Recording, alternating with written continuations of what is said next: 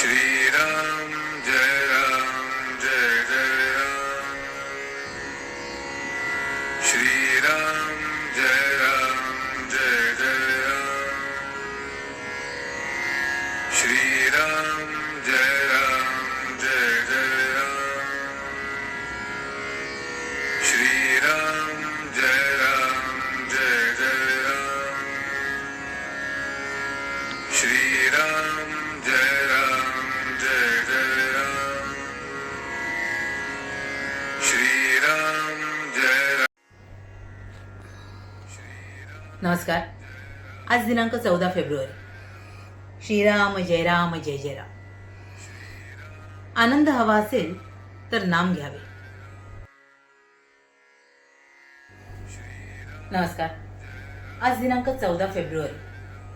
श्रीराम जय राम जय जय राम. आनंद हवा असेल तर नाम घ्यावे. शरीर स्वास्थ्याला लागणाऱ्या शरीरातल्या द्रव्यात जेव्हा कमी अधिकपणा उत्पन्न होतो तेव्हा शरीर स्वास्थ्य बिघडते. त्यालाच आजार म्हणतात. सुंठ हे असे औषध आहे की ते शरीरात कमी झालेल्या द्रव्याची भरपाई करते आणि जास्त झालेले द्रव्य कमी करून आरोग्य राखते. नाम हे सुंठीसारखे आहे.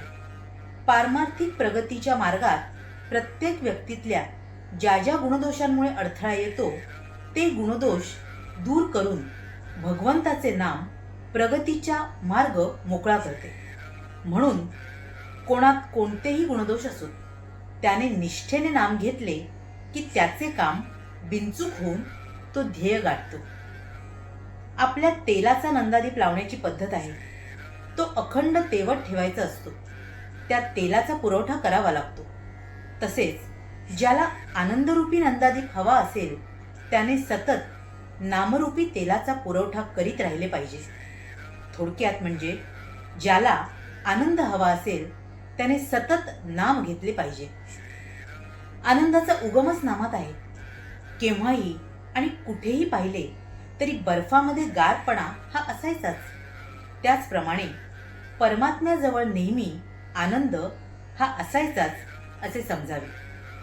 आपण जगामध्ये व्याप वाढवितो तो आनंदासाठीच वाढवितो.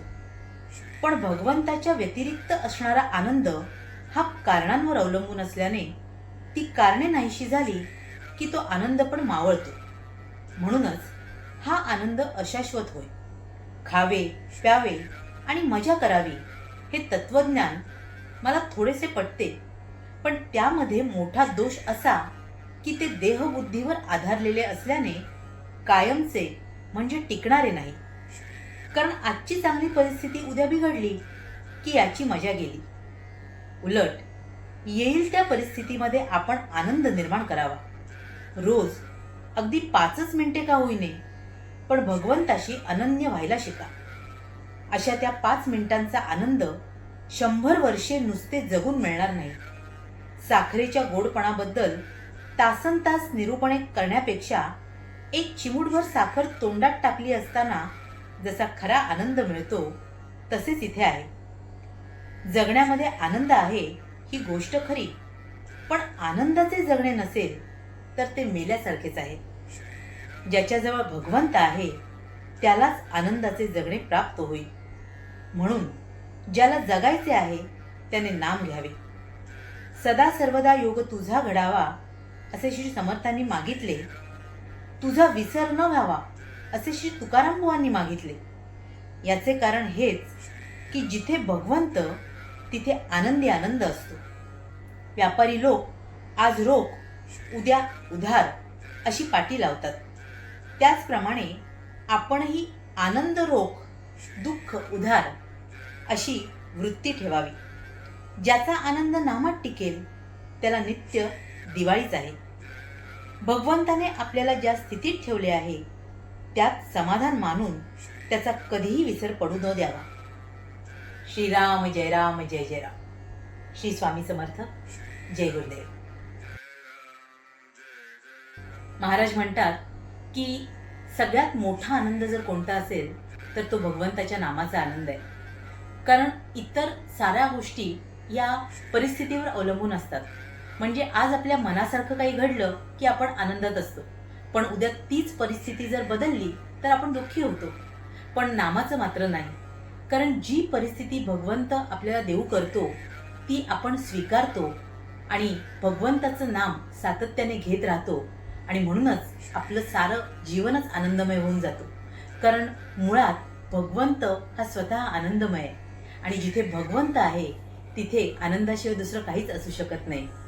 म्हणून आपण ही वृत्ती ठेवावी की भगवंत मला जे देऊ करेल ते मी हसत मुखाने आनंदाने स्वीकारीन आणि त्या परिस्थितीत कायम आनंदातच राहीन.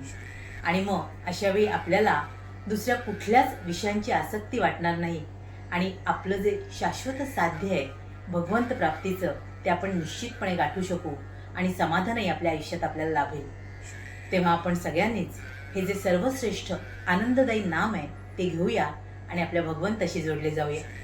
तुम्हा साऱ्यांसाठीच खूप सारी गुरु ब्लेसिंग्स. श्री स्वामी समर्थ. जय गुरुदेव.